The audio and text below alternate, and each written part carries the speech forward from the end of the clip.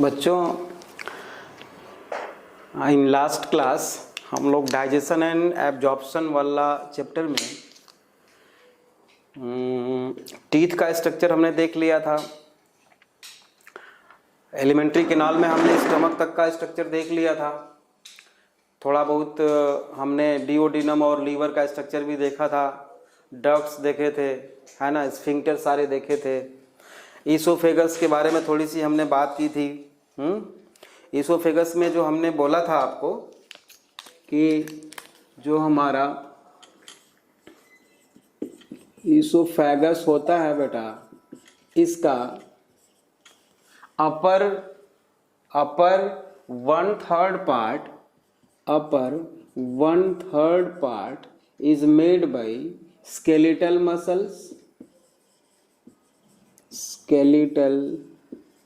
muscles and lower 2/3 part is made by smooth muscles. Smooth muscles, है ना। तो जो ऊपर वाला पोर्शन है बेटा, ये हमारे कंट्रोल में होता है। 1/3 पार्ट ईसोफेगस का नीचे वाला जो है वो हमारे कंट्रोल में नहीं होता, क्योंकि वो स्मूथ मसल्स से बना होता है, जिसको हम इनवॉलेंट्री मसल्स भी बोलते हैं। ठीक है। पूरे एलिमेंट्री कैनाल में बेटा 4 लेयर होती है। अगर फ्रॉम आउटसाइड टू इनसाइड देखें तो सेरोसा, मस्कुलरीज, सब म्यूकोसा एंड म्यूकोसा। थोड़ी सी बात हमने इसकी भी की थी। लेकिन ईसोफेगस के केस में बेटा जो एक्सटर्नल लेयर है वो सेरोसा नहीं होती। सेरोसा के जगह पे क्या होती है? Tunica adventitia. अगर ये आपको याद हो तो लास्ट क्लास में हमने इसके बारे में बात की थी। ट्यूनिका एडवेंटिशिया ईसोफेगस के बाहर होता है। ठीक है। अच्छा, हम जानते हैं कि ईसोफेगस में बेटा कोई भी डाइजेस्टिव ग्लैंड नहीं होती।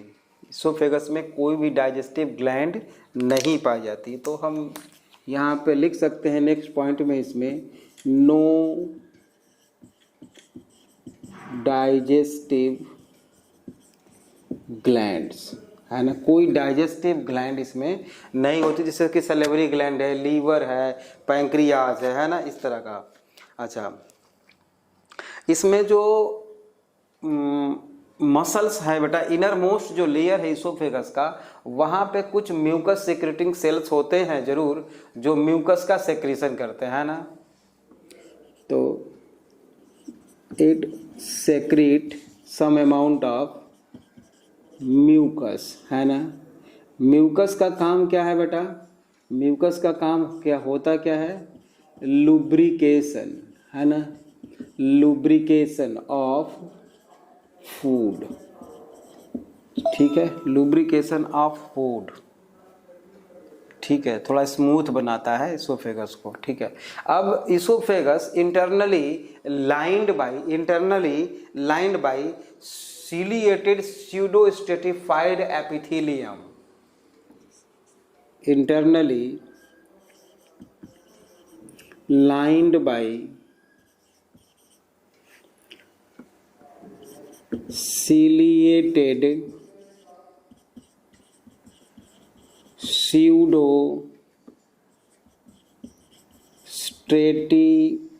stratified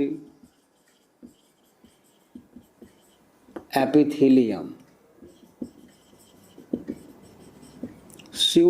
ciliated pseudo stratified epithelium का मतलब क्या होगा बेटा? अगर 9th में हमने एनिमल टिश्यू में पढ़ा था,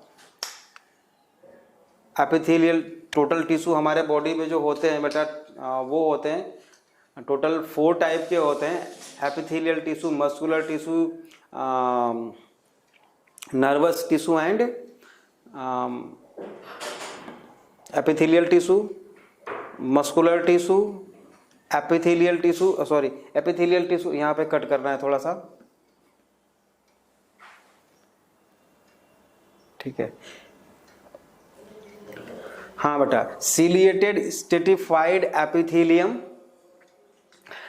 टाइप ऑफ टिश्यू हमने 9th में पढ़ रखा है बेटा, है ना। कितने टाइप के होते हैं? 4 तरह के होते हैं।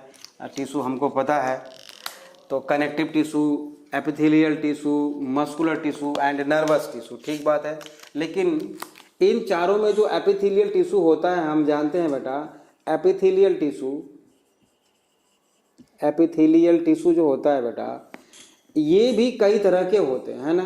क्यूबॉइडल होता है, स्क्वैमस होता है, सिंपल स्क्वैमस होता है, cuboidal, columnar, ciliated columnar, ciliated cuboidal, pseudo stratified. तो इसके बारे में तो हमारे +1 में बेटा एक चैप्टर है स्ट्रक्चरल ऑर्गेनाइजेशन इन एनिमल्स, वहाँ पे हम टाइप ऑफ टिश्यू और ये कहाँ पे पाए जाते हैं, क्या काम करते हैं, वो देखेंगे हम। लेकिन यहाँ पे बस थोड़ा सा आपको याद रखना है कि इसोफेगस इंटरनली लाइंड बाई, मतलब इंटरनली इसोफेगस में सबसे अंदर के तरफ ciliated pseudo stratified epithelium cells वहाँ पे पाए जाते हैं, इसका ये मतलब हुआ। तो ये तो रहा इसोफेगस के बारे में बेटा। अब हम नेक्स्ट ऑर्गन हम शुरू करते हैं डाइजेस्टिव सिस्टम का, जो है बेटा स्टमक, है ना। स्टमक को हम बेटा गैस्टर भी बोलते हैं। क्या बोलते हैं? गैस्टर। स्टमक और गैस्टर, स्टमक को हम गैस्टर भी बोलते हैं, और थोड़ा बहुत उसके बारे में हमने अभी लास्ट क्लास में पढ़ा भी था, है ना। तो स्टमक जो होता है हमारा बेटा 25 to 30 सेंटीमीटर लॉन्ग होगा, 25 to 30 सेंटीमीटर लॉन्ग होगा स्टमक, ठीक बात है। अच्छा, इसमें बेटा ये जो है स्टमक हमारा हमारे एलिमेंट्री कैनाल का सबसे वाइडेस्ट पार्ट होता है, सबसे, है ना। तो नेक्स्ट पॉइंट लिखें, वाइडेस्ट, सबसे चौड़ा पार्ट ऑफ एलिमेंटरी कैनाल, ठीक है, widest part of alimentary canal. अच्छा, नेक्स्ट पॉइंट हम लिखेंगे बेटा, र्यूगे का नाम आपने सुन रखा है पैलेट वाले केस में, है ना। इसमें मस्कुलर फोल्डिंग होती है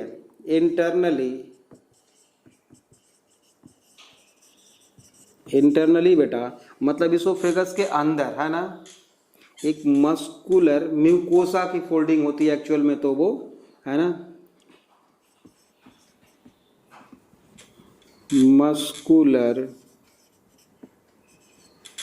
मस्कुलर फोल्डिंग्स होती हैं बेटा, जिसको हम बोलते हैं र्यूगे, है ना। अब वेलाई और र्यूगे में डिफरेंस देख लो बेटा। आपने वेलाई का भी नाम सुन रखा है, वेलाई का भी नाम सुना है आपने कि ऐसे ऐसे इंटेस्टाइन में वेलाई होती हैं, है ना, तो सरफेस एरिया को इंक्रीज करती हैं, जिससे कि रेट ऑफ एब्जॉर्प्शन जो है इंक्रीज हो जाता है बहुत ज़्यादा। लेकिन बेटा ये वेलाई जो बनी हुई हैं, ये अभी वेलाई है, फूड है तो भी, या फूड नहीं भी है एलिमेंट्री कैनाल में तो भी, ये एज इट इज इसका स्ट्रक्चर बना रहेगा, ठीक बात है। लेकिन इसमें और र्यूगे में क्या डिफरेंस है बेटा? र्यूगे भी क्या है, एक मस्कुलर फोल्डिंग है, जैसे कि ये है उसी तरह से वो भी फोल्डिंग है, लेकिन ये मान लो ये इस तरह का होता है, ये कि ऐसा, है ना, ऐसा, दोनों में देखने में तो कोई डिफरेंस नहीं है, बट होता क्या है बेटा कि जैसे कि फूड का अमाउंट अगर स्टमक में बढ़ता है तो ये जो फोल्डिंग्स हैं वो डिसअपीयर हो जाएंगी, और स्टमक का साइज जैसे जैसे कि डिक्रीज होगा वैसे वैसे फोल्डिंग्स का नंबर बढ़ जाएगा। मतलब ये एब्जॉर्प्शन के लिए नहीं बनी है, ये किसके लिए बनी है? स्टमक का वॉल्यूम कंट्रोल कर रही है बेटा, है ना। मस्कुलर फोल्डिंग्स को हम र्यूगे बोल रहे हैं स्टमक में, ये वेलाई नहीं है, एब्जॉर्प्शन करने वाली फोल्डिंग्स नहीं है, ये आपको अच्छी तरह से याद रखना है। र्यूगे स्टमक में पाई जाती हैं, और आपने पैलेट के केस में भी सुना था, माउथ कैविटी में जो पैलेट होता है वहाँ भी, हार्ड पैलेट में भी थोड़ी बहुत फोल्डिंग्स होती हैं, जिसको कि हम र्यूगे नाम से, ट्रांसवर्स, है ना, तो वहाँ पे र्यूगे पाई जाती थी, ठीक बात है। और जो है हम जानते हैं कि इसोफेगस में तो पेरिस्टाल्सिस मूवमेंट होती ही होती है बेटा, मस्कुलर मूवमेंट होती ही होती है, पूरे एलिमेंट्री कैनाल में होती है, लेकिन यहाँ भी स्टमक में भी स्ट्रॉन्गर पेरिस्टाल्सिस मूवमेंट ये शो करता है बेटा। तो हम यहाँ पे नेक्स्ट पॉइंट स्टमक में लिख सकते हैं, it shows stronger peristalsis movement, peristalsis movement show करता है स्टमक हमारा, ठीक है ना। बहुत आसान है, बहुत सिंपल है, बहुत आराम से मैं बता रहा हूँ। एक भी बात समझ में नहीं आएगी तो आप लोग हमको कॉल करके पूछ सकते हो, ठीक बात है, ओके। अच्छा, अब एक चीज और बात, एक बात और, कि जो स्टमक होता है बेटा, जो स्टमक होता है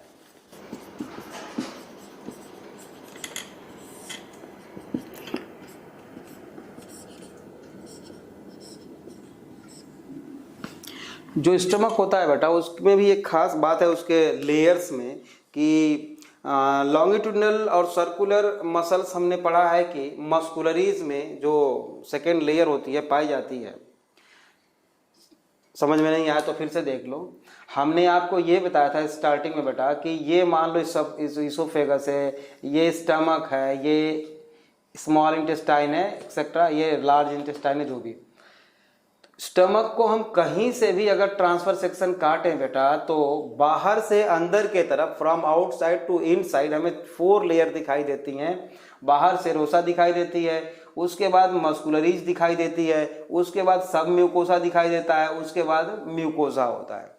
इसको हम अच्छी तरह से डिटेल पढ़ने वाले हैं अभी, ठीक बात है, नेक्स्ट क्लास में ये पढ़ेंगे हम। तो ये सेरोसा जो है स्टमक के केस में नहीं थी, ठीक है ना, स्पेशल फीचर था उसका। अब स्टमक में देखो क्या है कि ये जो मस्कुलरीज हैं, नॉर्मली मस्कुलरीज में 2 लेयर पाई जाती हैं, मस्कुलरीज में 2 लेयर पाई जाती हैं, लॉन्गिट्यूडिनल एंड सर्कुलर मसल्स, ठीक है। लेकिन स्टमक के केस में बेटा एक एडिशनल लेयर और होती है मस्कुलरीज में ही, जिसको हम ऑब्लिक मसल्स के नाम से जानते हैं, ठीक बात है। तो स्टमक में हम ऐसे लिख दें कि मस्कुलर लेयर जो होती है, मतलब second layer, from outside to inside second layer, मतलब जो मस्कुलर लेयर जो होती है ना, मस्कुलर लेयर, इसमें बेटा 3 होती हैं। पहला है लॉन्गिट्यूडिनल, लॉन्गिट्यूडिनल तो सब में पाई जाएगी, लॉन्गिट्यूडिनल मसल्स। दूसरा सर्कुलर मसल्स, सर्कुलर मसल्स, ठीक बात है, सर्कुलर मसल्स। और तीसरा जो है बेटा इसमें पाई जाएगी ऑब्लिक मसल्स,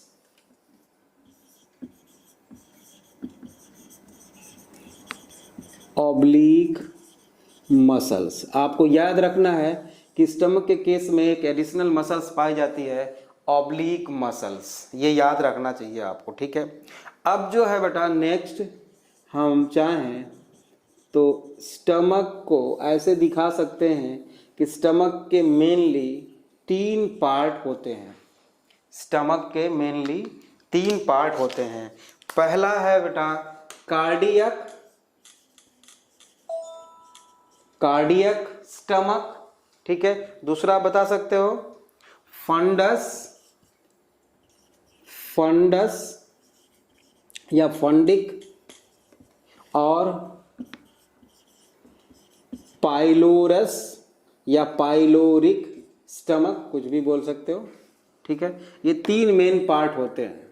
बॉडी तो चलो ठीक है, ये 3 रीजन मेन रीजन होते हैं स्टमक के, ठीक बात, समझ में आ रही है बात। अच्छा, हम जानते हैं बेटा कि कार्डियक पार्ट से कौन कौन कनेक्टेड होता है, ईसोफेगस, मतलब oesophagus followed by cardiac, followed by cardiac sphincter through stomach, है ना। ईसोफेगस जो कार्डियक स्फिंक्टर के थ्रू ओपन होता है ईसोफेगस में, कार्डियक पार्ट, ठीक है। अच्छा, अब उसके बाद फंडस में हम जानते हैं कि फंडस कैसा होता है बेटा, डोम शेप्ड होता है, डोम शेप्ड, ये होता है बेटा dome shaped.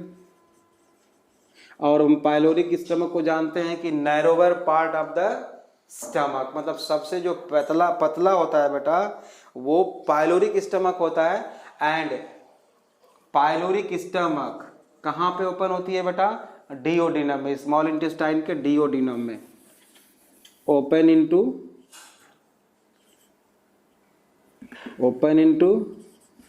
Duodenum through pyloric sphincter, लिख सकते हो through pyloric sphincter, pyloric sphincter, और यहाँ पे कार्डियक स्फिंक्टर, ठीक है ना। अच्छा,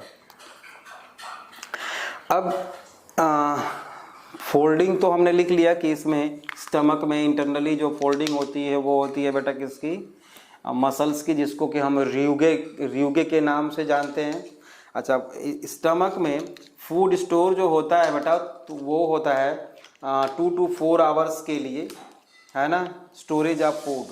फंक्शन क्या है? मेन फंक्शन बेटा, फंक्शन तो वैसे डाइजेशन भी है, हम देखेंगे। फूड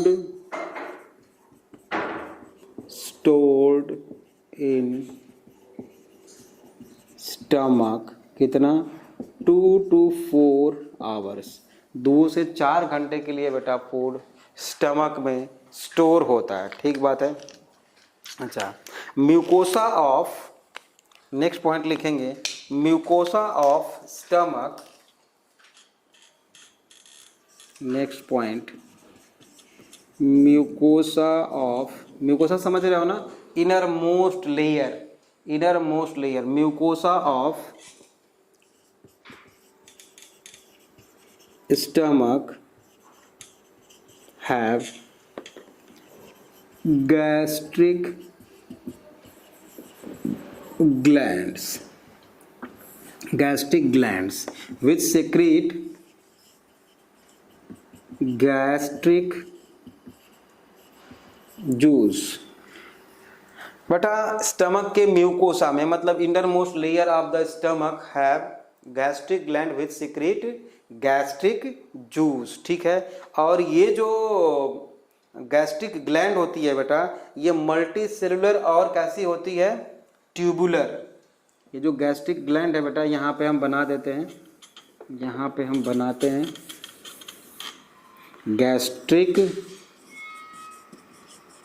गैस्ट्रिक ग्लैंड होती कैसी है बेटा? ये एक तो मल्टी सेल्यूलर है, ठीक बात है, दूसरा ट्यूबुलर ग्लैंड है, ये ट्यूबुलर ग्लैंड है ये बेटा, ट्यूबुलर ग्लैंड।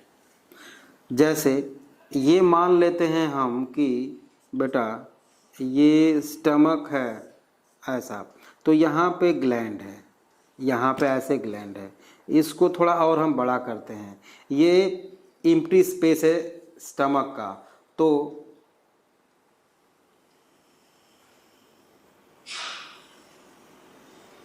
ऐसा,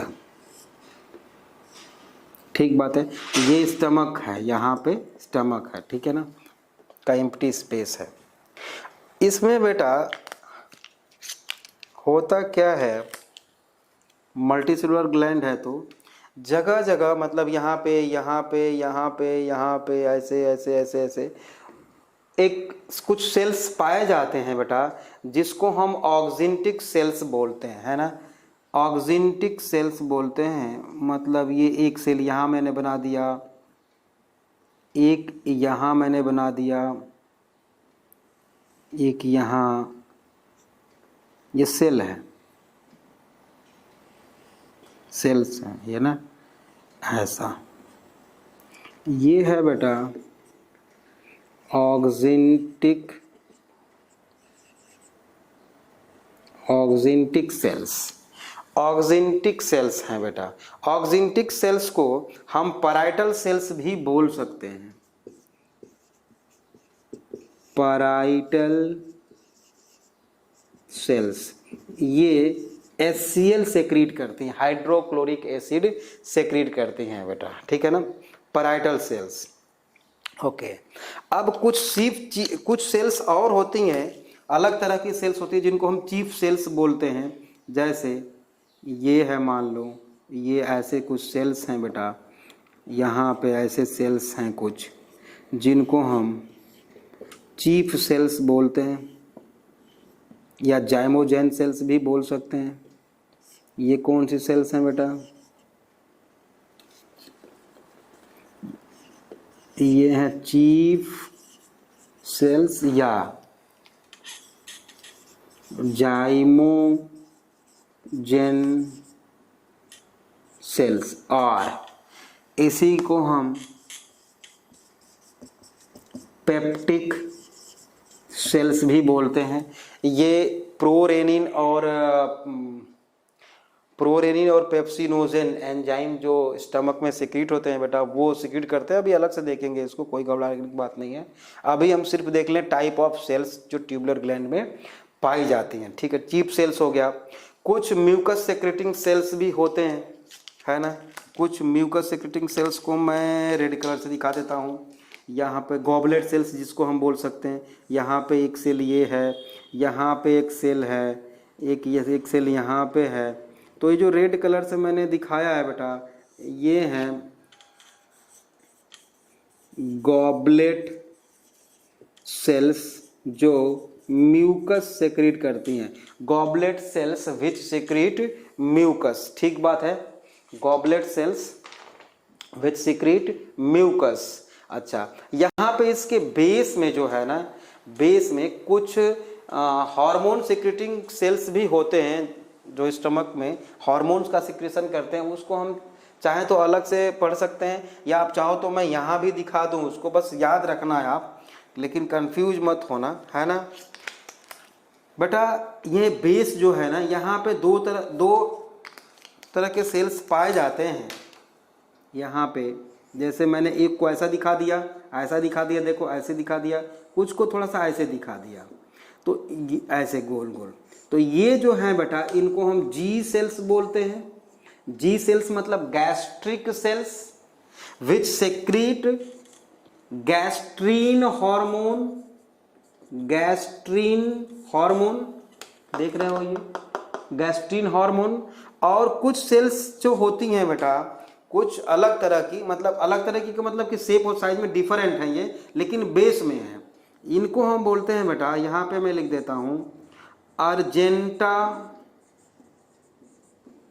फिन सेल्स, जो बेस में पाई जाती हैं। ये भी हार्मोन सिक्रीट करती हैं, सेरोटोनिन हिस्टामाइन सिक्रीट करती हैं। और एक और है सोमैटोस्टेटिन 3, बट अभी उसको लिखने की जरूरत नहीं है, हम इसको बाद में पढ़ेंगे हार्मोन, ठीक बात है ना। आपको बस इतना याद रखना है बेटा कि जो स्टमक है बेटा, इसमें जगह जगह स्पेशली फंडिक रीजन में बेटा ऐसे ऐसे ट्यूबुलर ग्लैंड्स पाई जाती हैं। हमने तो केवल एक ग्लैंड का स्ट्रक्चर आपको बना के बताया है कि एक ग्लैंड में देखो कुछ म्यूकस सेक्रेट करने वाली हैं, कुछ HCl सेक्रेट करने वाली हैं हाइड्रोक्लोरिक एसिड, और कुछ एंजाइम सेक्रेट करने वाली हैं, कुछ हार्मोन सेक्रेट करने वाली हैं। मतलब मल्टी सेलुलर ग्लैंड है, ये मल्टी सेलुलर है, बहुत सारे सेल्स हैं इसमें, और ट्यूबुलर ग्लैंड है, ट्यूब के जैसा है। अब ये जितने भी तरह के सेल्स हैं बेटा, ये अपना सेक्रेशन इसी ट्यूब में तो रिलीज करेंगे, और इस ट्यूब में रिलीज होने के बाद ये सारा का सारा सेक्रेशन बेटा यहाँ पे स्टमक में आएगा और फूड के साथ मिक्स होके डाइजेशन का प्रोसेस कंप्लीट करेगा, ठीक बात है।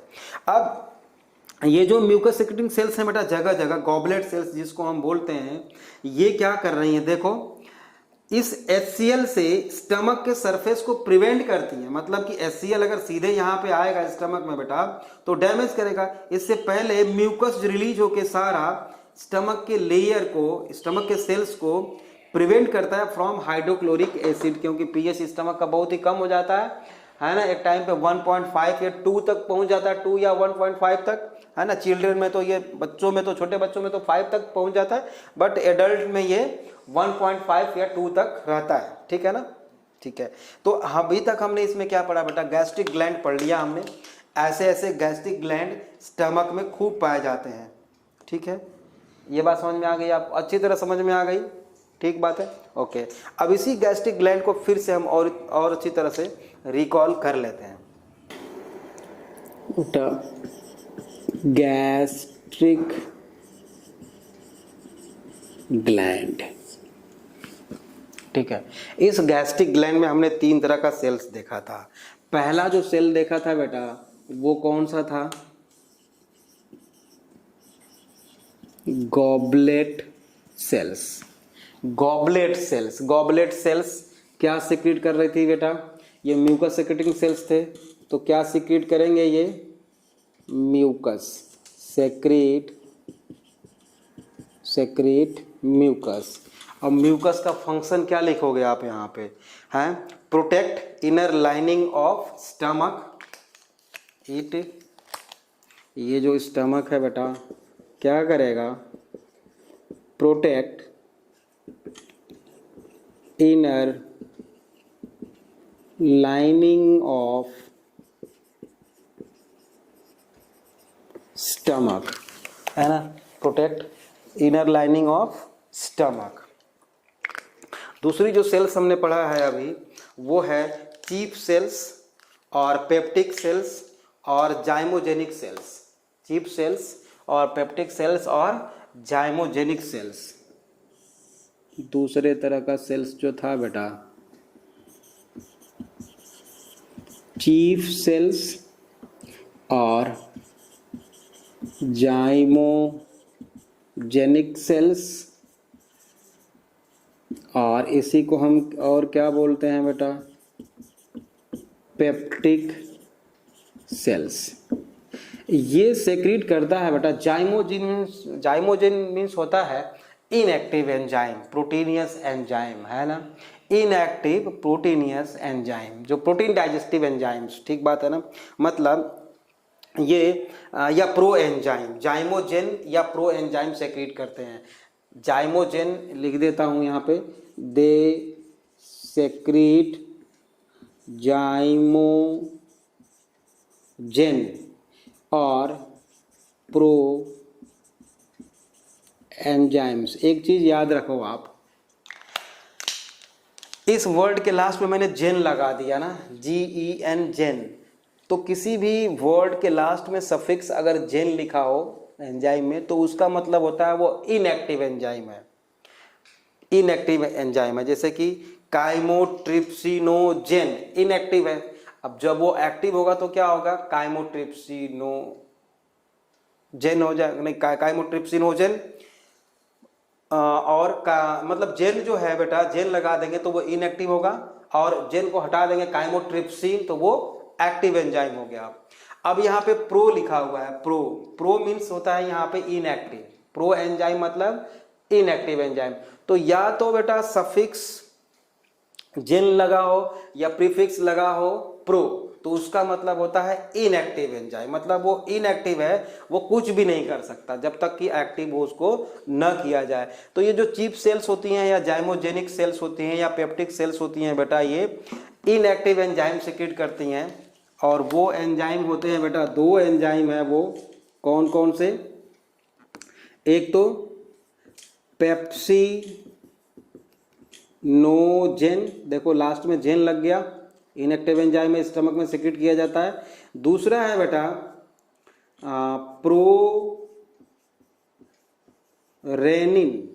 प्रोरेनिन, ठीक है, ये मिल्क प्रोटीन डाइजेस्टिव एंजाइम होता है, ठीक बात है, समझ में आ गया आपको। तो ये 2 एंजाइम सेक्रेट किए जाते हैं इनएक्टिव फॉर्म में स्टमक में, ठीक बात है। तीसरी जो सेल्स होती हैं बेटा वो कौन सी होती हैं बताना, ऑक्जिंटिक सेल्स और पैराइटल सेल्स। उनको क्या बोलते हैं बेटा, ऑक्जिंटिक सेल्स और पैराइटल सेल्स। ऑक्जिंटिक सेल्स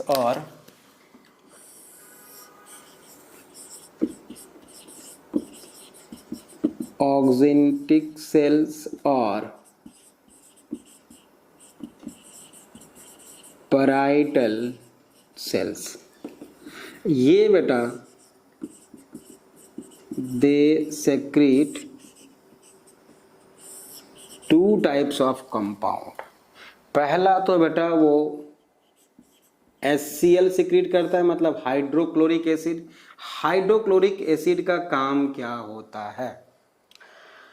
पहला इसका जो काम है बेटा हाइड्रोक्लोरिक एसिड का, कि इन एंजाइम्स को एक्टिवेट करता है ना। मतलब पेप्सिनोजन में जब हाइड्रोक्लोरिक एसिड मिलेगा बेटा तो पेप्सिनोजन एक्टिव हो जाएगा, मतलब जेन को हटा दो क्या हो जाएगा, पेप्सिन, ठीक है। और प्रो को हटा दो रेनिन, तो मतलब pepsinogen convert into pepsin and prorenin convert into renin due to presence of hydrochloric acid. ठीक बात है। इसको हम बाद में और इक्वेशन बना के लिखेंगे हम फिजियोलॉजी ऑफ डाइजेशन में। यहाँ पे बस हम यहाँ पे लिख देते हैं बेटा HCl के फंक्शन में कि ये क्या करता है बेटा। पहला पॉइंट क्या लिखें, एक्टिवेट एंजाइम्स या इनएक्टिव एंजाइम्स को एक्टिवेट करता है। दूसरा फंक्शन है बेटा स्टमक में। हम जानते हैं बेटा माउथ कैविटी में, अभी हमने सलेवरी ग्लैंड्स पढ़ा नहीं है, वैसे आप समझ लो कि सलेवरी ग्लैंड जो सेक्रेट करती है सलाइवा बेटा, सलाइवा में लाइसोजाइम होता है ना। तो लाइसोजाइम का फंक्शन ये होता है कि बेटा वो बैक्टीरिया को मार देता है। तो कुछ बैक्टीरिया फूड में जो हैं वो उसको तो सलाइवा में जो लाइसोजाइम है उसने किल कर दिया।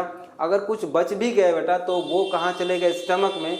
लेकिन स्टमक में जाने के बाद भी वहाँ पे HCl जो है वो छोड़ेगा नहीं, बचे कुचे बैक्टीरिया को ये मार देगा। तो यहाँ पे दूसरा फंक्शन क्या लिखें, it also kill bacteria, kills bacteria, ठीक है। जो नॉन वेजिटेरियन है वो कुछ चिकन के साथ मान लो बोन के पार्टिकल्स भी अगर चला गया स्टमक में तो ये HCl क्या करता है बेटा, उसको डिजोल्व कर देता है ना। डिजोल्व बोन पार्टिकल्स को डिसॉल्व कर देगा। तीन अच्छे फंक्शन आपको समझ में आया हाइड्रोक्लोरिक एसिड का। एक तो ये एंजाइम्स को एक्टिवेट करता है बेटा, दूसरा बैक्टीरिया को किल कर देता है, स्टमक में बैक्टीरिया को किल कर देते HCl किल्स बैक्टीरिया। तीसरा फंक्शन आपने देखा कि ये क्या करता है बेटा, डिसॉल्व कर देता है बोन पार्टिकल्स को, ठीक बात है। अच्छा, और पीएच जो स्टमक का होता है वो यही हाइड्रोक्लोरिक एसिड चेंज करता है। कितना पीएच कर देता है बेटा, पीएच जो है 1.5 to 2, लेकिन इन चिल्ड्रेन बेटा ये हो जाता है 5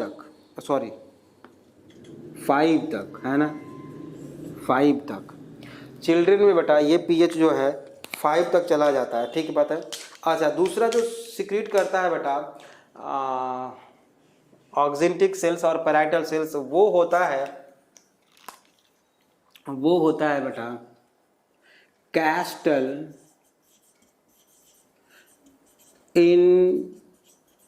intrinsic factor. Castle intrinsic factor ये एक्चुअल में होता है बेटा ग्लाइकोप्रोटीन। बाय नेचर ये होता है बेटा ग्लाइकोप्रोटीन, मतलब प्रोटीन प्लस ग्लाइको। और ग्लाइको वर्ड हम यूज करते हैं बेटा कार्बोहाइड्रेट के लिए, मतलब कार्बोहाइड्रेट और प्रोटीन। अब ये ग्लाइकोप्रोटीन और अच्छी तरह से हम लोग बायोमोलिक्यूल्स वाले चैप्टर में पढ़ने वाले हैं, ठीक है। तो कैस्टल इंट्रिंसिक फैक्टर भी ये ऑक्जेंटिक सेल्स सेक्रीट करती हैं बेटा, ऑक्जेंटिक सेल्स, है ना। और इनका काम होता है बेटा castle intrinsic factor is responsible for absorption of vitamin B12। मैं तो यहाँ पे स्टार लगाऊंगा बेटा, यहाँ पे मैं स्टार लगाऊंगा और लिखूंगा responsible for absorption of vitamin B12। अब देखो जरा,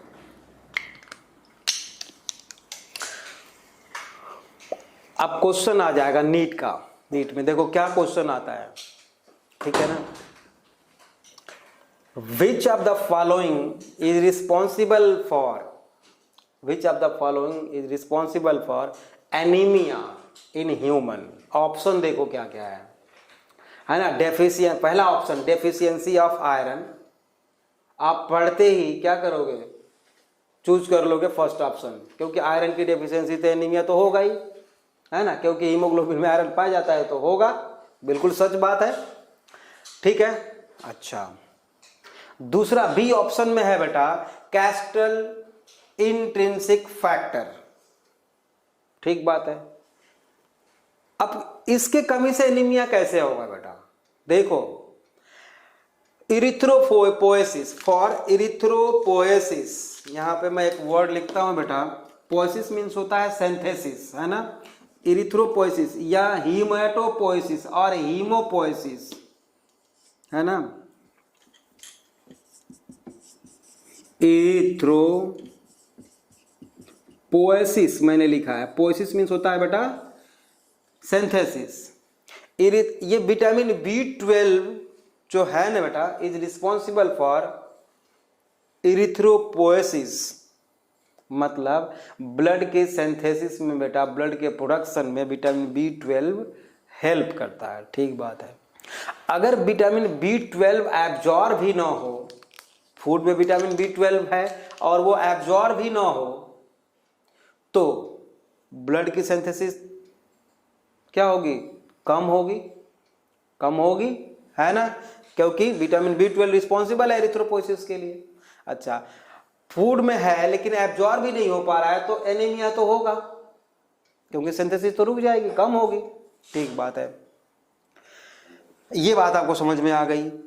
सी ऑप्शन है बेटा बोथ A एंड B, किसको सेलेक्ट करेंगे, इसको सेलेक्ट करेंगे, ठीक है ना, बी सी को सेलेक्ट करेंगे, क्योंकि आयरन की डेफिशिएंसी भी रिस्पॉन्सिबल है बेटा एनीमिया के लिए और कैस्टल इंट्रिंसिक फैक्टर भी रिस्पॉन्सिबल है एनीमिया के लिए। अगर इसकी डेफिशिएंसी हो जाए तो एनीमिया हो जाएगा। समझ में आ गई बात। एक और अच्छी बात मैं बताता हूं, शायद कुछ लोग जानते होंगे या नहीं भी जानते होंगे, विटामिन B12 का सोर्स क्या होता है बेटा। हमें विटामिन B12 मिलता कहाँ से है, कहाँ से मिलता है। The source of vitamin B12 is the only animal and animal products, मतलब मीट, ठीक है ना, फिश से हमें मिल सकता है, एग से मिल सकता है, या एनिमल प्रोडक्ट जैसे कि मिल्क एंड मिल्क प्रोडक्ट, ठीक बात है। तो जो लोग वेजिटेरियन है बेटा उनको चाहिए बेटा कि वो कम से कम रोज या तो मिल्क या तो नहीं तो मिल्क प्रोडक्ट, जैसे कि दही है, दही तो और अच्छी बात है खाना, दही और अच्छी बात है खाना, लेकिन रात में नहीं खाना चाहिए, वैसे बिल्कुल भी नहीं खाना चाहिए रात में। अगर आप दही लेते हो बेटा तो उसमें बैक्टीरिया होता है लैक्टोबैसिलस बैक्टीरिया, वो विटामिन B12 का सिंथेसिस करता है। खूब भर भर के दही में विटामिन B12 होता है और मिल्क में भी है, लेकिन थोड़ा कम है विटामिन B12, ठीक है, ठीक बात है। तो वहां से हमें मिलता रहेगा, तो इरिथ्रोपोइसिस मतलब ब्लड की सिंथेसिस प्रॉपर होती रहेगी, एनीमिया होने के चांसेस कम होंगे। विटामिन B12 की बेटा किसी भी प्लांट प्रोडक्ट्स में नहीं पाया जाता, जैसे कोई भी, चाहे व्हीट ले लो, राइस ले लो, वेजिटेबल्स ले लो, मतलब किसी भी प्लांट प्रोडक्ट में विटामिन B12 नहीं पाया जाता, ठीक बात है। अच्छा, अब आप सोच रहे होंगे बेटा कि जो लोग कुछ ऐसे होते हैं जिनको कि मिल्क भी नहीं मिलता बेटा, मिल्क प्रोडक्ट भी नहीं मिलता, दूध दही मिलता ही नहीं उनको, और वो मीट मछली कहाँ से खाएंगे, है ना। तो क्या उनमें ब्लड नहीं बनता, बिल्कुल बनता है बेटा। फिर उनमें विटामिन B12 का सोर्स कहाँ से उनको मिलता है बेटा। कुछ सिम्बायोटिक बैक्टीरिया हमारे इंटेस्टाइन में, एलिमेंट्री कैनाल में पाए जाते हैं, जो थोड़े बहुत विटामिन B12 की सिंथेसिस करते रहते हैं, तो वहाँ से भी काम चलता रहता है। नेचर ने सब कुछ बैलेंस कर रखा है बेटा, है ना, एक नहीं तो दूसरा ऑप्शन मिल ही जाता है, कोई ना कोई ऑप्शन बना के रखा हुआ है। देखो अभी जो कोरोना डिजीज जो चली है बेटा, कोविड-19, इसके लिए भी कोई ना कोई ऑप्शन आ ही जाएगा, इसका भी कोई ना कोई ट्रीटमेंट आ ही जाएगा बेटा, आप लोग परेशान मत होना। मतलब ये है कि आप प्रॉपर जो है नोट्स बनाते चलो इसका, एक एक चीज़ लिखते चलो ताकि फिर से दोबारा आपको इसको करने की ज़रूरत ना पड़े। इसीलिए मैं बहुत आराम आराम से धीरे धीरे पढ़ा रहा हूँ, ठीक बात है। और एक भी चीज़ छूटेगी नहीं, मेरे नोट्स से एक्स्ट्रा नीट में आएगा नहीं, ठीक है ना। यहाँ तक तो करना ही करना है, प्लस ज़्यादा से ज़्यादा आप चाहो तो एनसीईआरटी पढ़ लो, नहीं तो उसकी भी ज़रूरत नहीं है, सीधी बात बोले तो, ठीक बात है। तो अभी तक हमने क्या देखा बेटा, गैस्ट्रिक ग्लैंड का कंपोनेंट्स देखा हमने, गॉबलेट सेल देखा, गॉबलेट सेल देखा, चीफ सेल या जाइमोजेनिक या पेप्टिक सेल्स बोलते हैं, याद हो जाना चाहिए सबको, प्रॉपर याद हो जाना चाहिए। ऑक्जेंटिक सेल्स, पेराइटल सेल्स, और इन तीनों का फंक्शन बेटा, अब जो है बेटा इन तीनों का जो सेक्रीशन होता है उसको जब एक जगह मिल करके और उससे बाहर निकलता है, ट्यूबुलर ग्लैंड से जब बाहर निकलता है, उसी को हम क्या बोलते हैं बेटा, gastric juice. Secretion from 3 type of cells, इन तीनों को मिला के बेटा, मतलब यहाँ से हम देखें तो ऐसे कर लें, है ना, इनको क्या बोलते हैं बेटा, गैस्ट्रिक जूस बोलते हैं। इसी को हम क्या बोलते हैं, गैस्ट्रिक जूस। डेली सेक्रेशन कितना होता होगा बेटे, कुछ idea? 2 to 3 litre per day इसका सेक्रेशन होता है बेटा, 2 to 3 लीटर पर डे, ठीक बात है।